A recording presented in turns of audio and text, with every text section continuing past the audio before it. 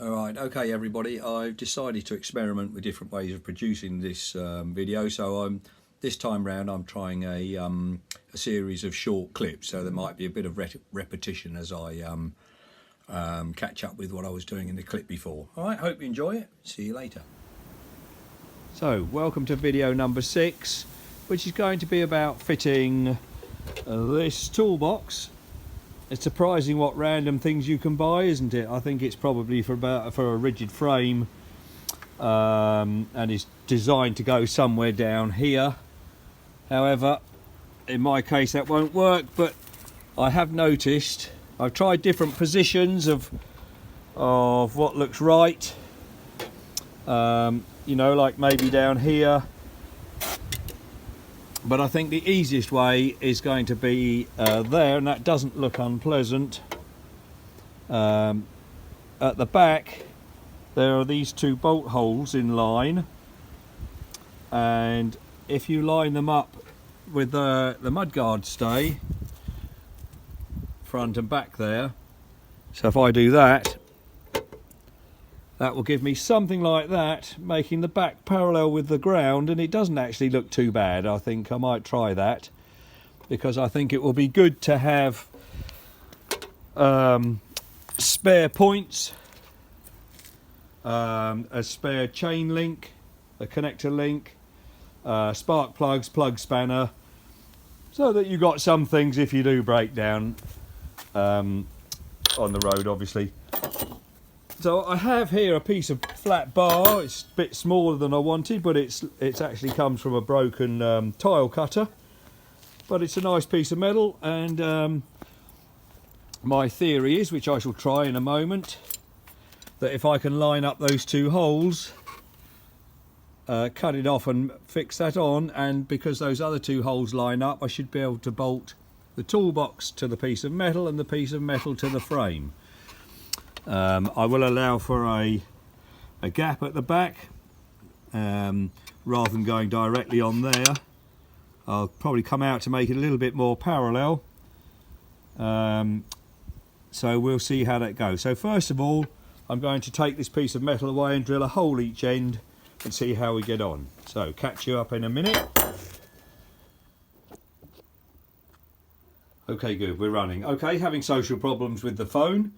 So I've measured off and centre punched in the centre of the bit of bar I've got, which is only 20mm wide. I would have preferred something a bit wider, but it'll be good enough as a Mark 1 version.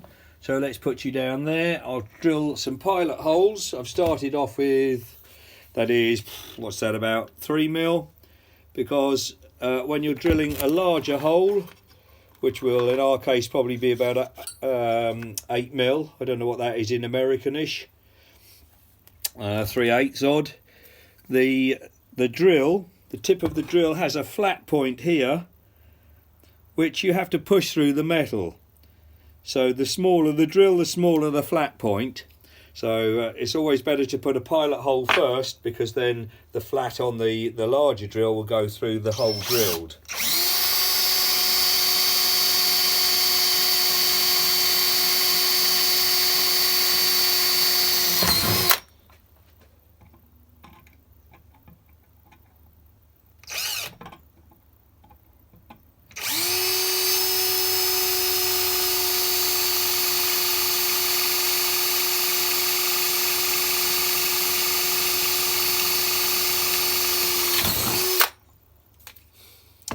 Okay, well actually we'll carry on. No we won't. I'm going to stop for a moment while I double check what size I need.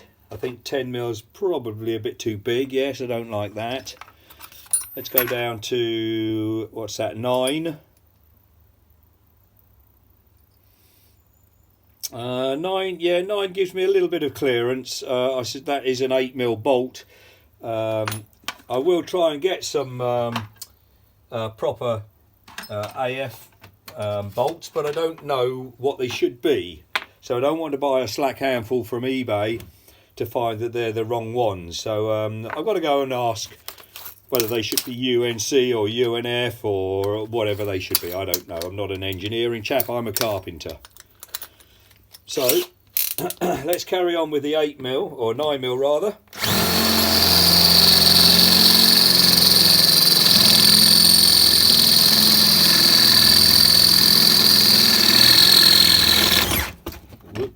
Okay, well, that bit as it went through. Thank you.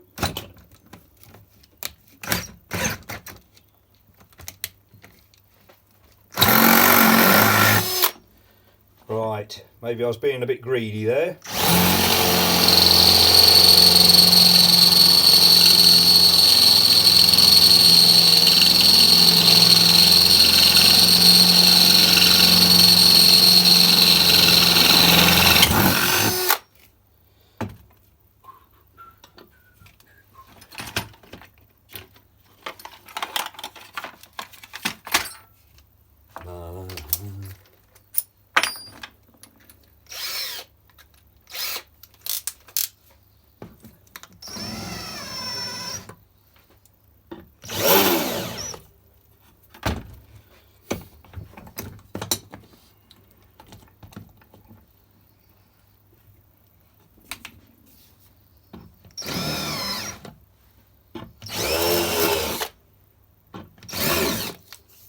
A little bit of a deburr there, maybe could fiddle around with a file, but it's a metal countersink, so just knock off any burrs.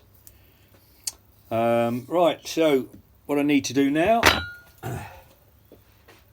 is grab some spanners and see if it fits on the bike first, and then I can start fitting the toolbox to the bar. Okay, so I'm going to, let's move you outside a moment. What I shall do now is start undoing the two mudguard bolts, and then we'll have another look.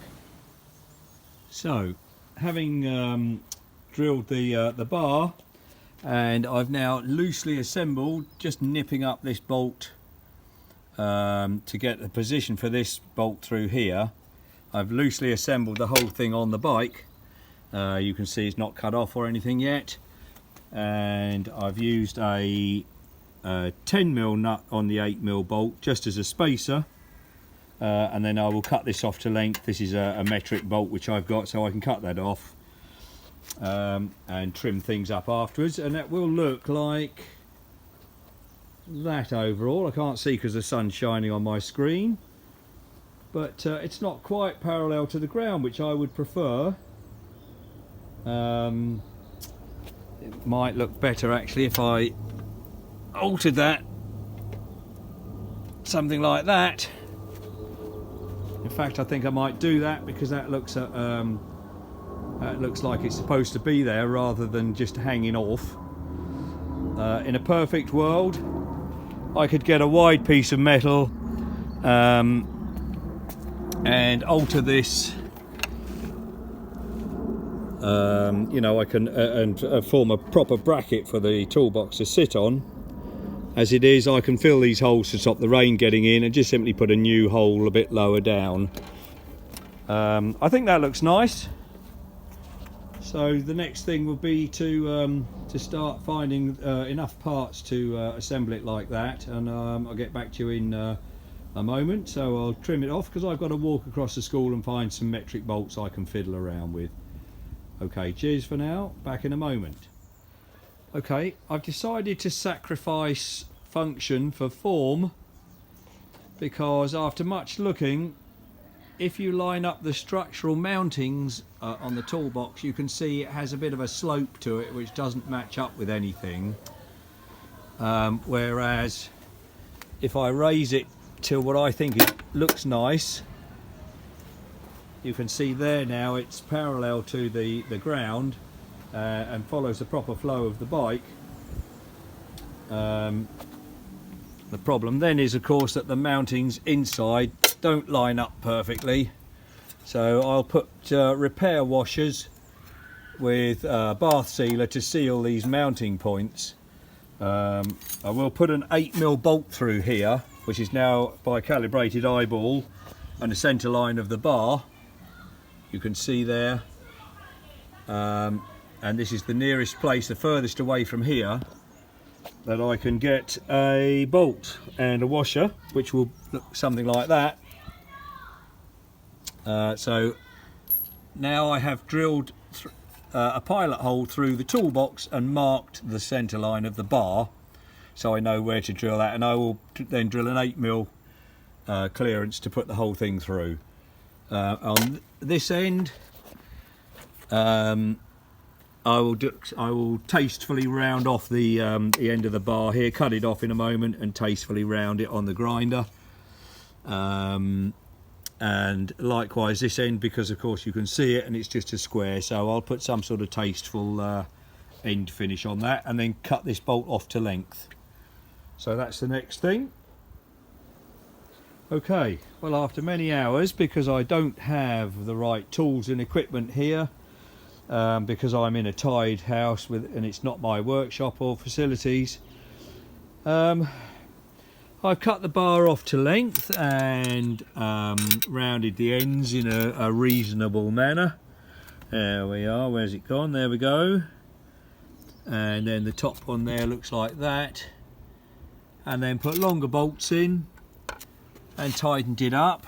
You can see I've used the original fixings I've sacrificed and put rubber washers inside and outside to keep the water out.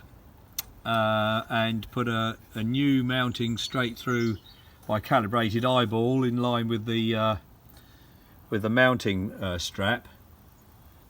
It's nice and firm, not going anywhere, and you can see it locks up nicely, and this will give me a good place to put spare points, chain link, plugs, plug spanner, emergency stuff to keep me going.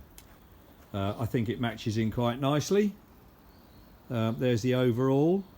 I don't think that looks out of place. I want to get some silencers on there, a little bit more chrome. Not quite such a black bobber as it was, but hey, it's a shame, but I think it looks nice all the same. Okay, there we go. I'll lace all those together. You take care, and I'll catch you in the next one, which will probably be putting a new chain on or something like that, because I am worried about the condition of the existing chain after gouging that large groove in the chain guard, and there being all these witness marks all around the chain. I don't know yet, we'll see.